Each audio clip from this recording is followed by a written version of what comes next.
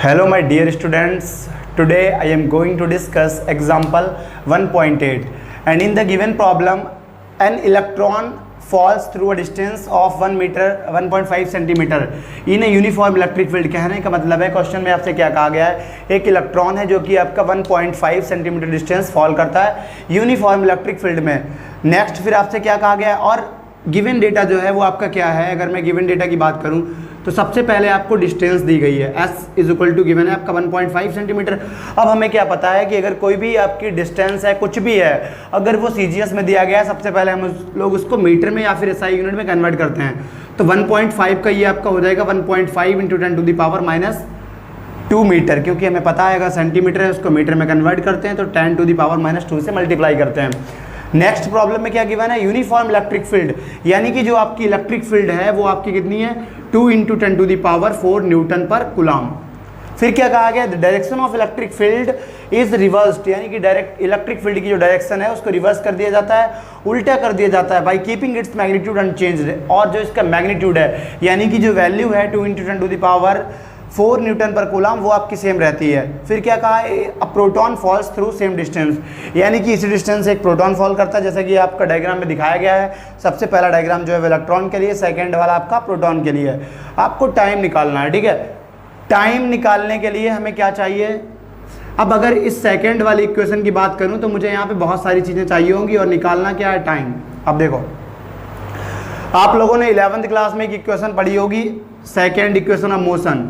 तो according to second equation of motion, second equation of motion ये क्या होती है आपकी, S is equal to U T plus half A T square 1/2 A T square. मैंने equation को यहाँ पे लिख लिया है। अब मुझे किसकी जरूरत है, यस मुझे पता है u। अगर इनिशियल वेलोसिटी की बात करें इलेक्ट्रॉन की तो वो आपकी 0 होती है, यानी कि इसको मैं 0 कर सकता हूँ। फिर मुझे यहाँ पे टाइम तो निकालना है, एक्सेलरेशन चाहिए, ठीक है। तो इस इक्वेशन में हमारे पास कमी क्या है, हमें एक्सेलरेशन निकालना है।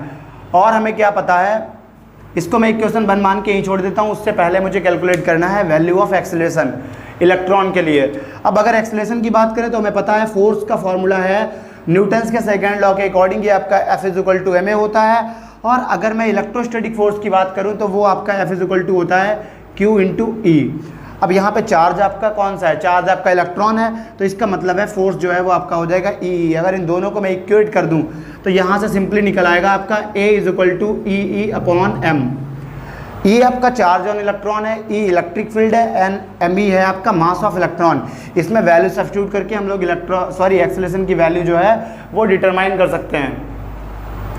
अब इलेक्ट्रॉन की वैल्यू मुझे पता है 1.6 into 10 to the power minus 19 है, और इलेक्ट्रिक फील्ड तो ये आपकी गिवन है 2 into 10 to the power 4 newton पर कूलम, ठीक है।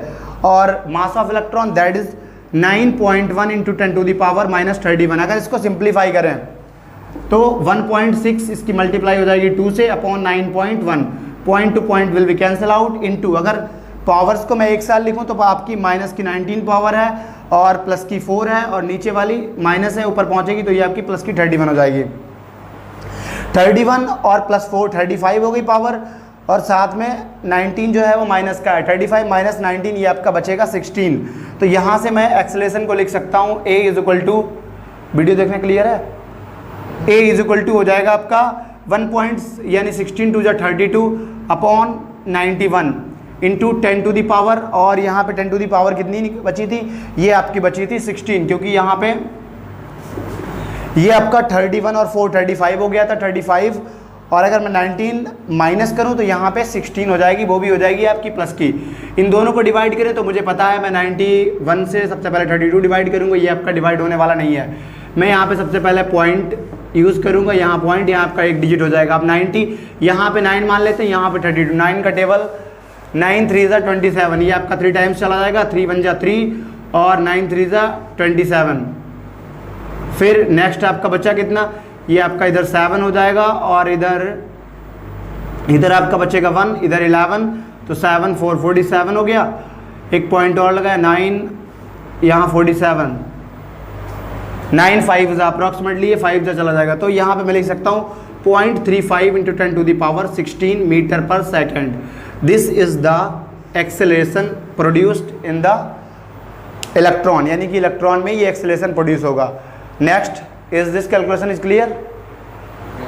ओके देन अब मुझे निकालना क्या है, निकालना है इसमें टाइम। अब मैं यहाँ पे सेकंड इक्वेशन जो है उसको अप्लाई करेंगे, तो यहाँ से s इक्वल टू मुझे पता है 1.5 इंटू 10⁻⁻2 है, इक्वल टू u आपका 0 हो जाएगा, तो 0 इंटू टी प्लस हाफ ऐसे ही रहेगा। और अगर मैं यहाँ पे एक्सेलेरेशन की वैल्यू सब्स्टिट्यूट करूँ तो एक्सेलेरेशन की वैल्यू आपकी क्या हो जाएगी, a की वैल्यू है 0.35, इसको मैं और लिख सकता हूँ 3.5 इंटू 10⁻15। मैंने एक पॉइंट को इधर डिस्प्लेस किया, यहाँ से एक पावर कम हो गई, तो ये आपका हो जाएगा 3.5 इंटू 10⁻15।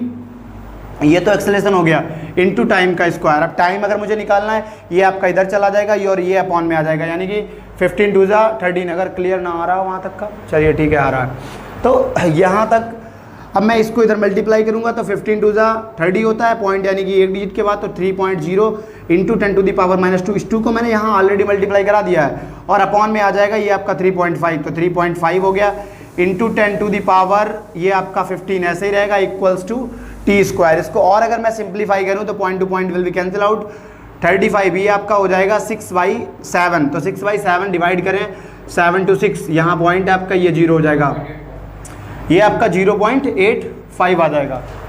अब यहाँ पे ये आपका निकल के आ गया 0.85 इंटू 10⁻⁻2 और अपॉन में क्या है 10⁻15, इसको मैं ऊपर ले जाऊंगा तो यहाँ आपका हो जाएगा माइनस का 10⁻15 is equal to T square. अगर मैं यहाँ पे पॉइंट को एक डिजिट इधर डिस्प्लेस करूँ तो इधर एक पावर नेगेटिव हो जाएगी, इसको हम लिख सकते हैं 8.5 into 10⁻⁻18 equals to T square. This implies that T will be equal to root 8.5 into 10⁻⁻18।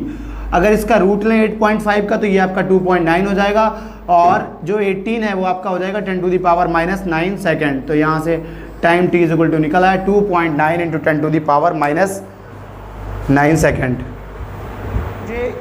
इसमें क्या करना है, अगर मुझे प्रोटॉन का निकालना है तो प्रोटॉन के लिए निकालने के लिए मैं क्या कर दूंगा, यहाँ पे जो मास ऑफ इलेक्ट्रॉन है कुछ मुझे चेंज नहीं करना है। देखो चार्ज दोनों का इलेक्ट्रॉन प्रोटॉन का सेम रहता है, अगर कुछ डिफरेंस रहेगा तो यहाँ पे मास ऑफ प्रोटॉन हो जाएगा विच इज इक्वल टू 1.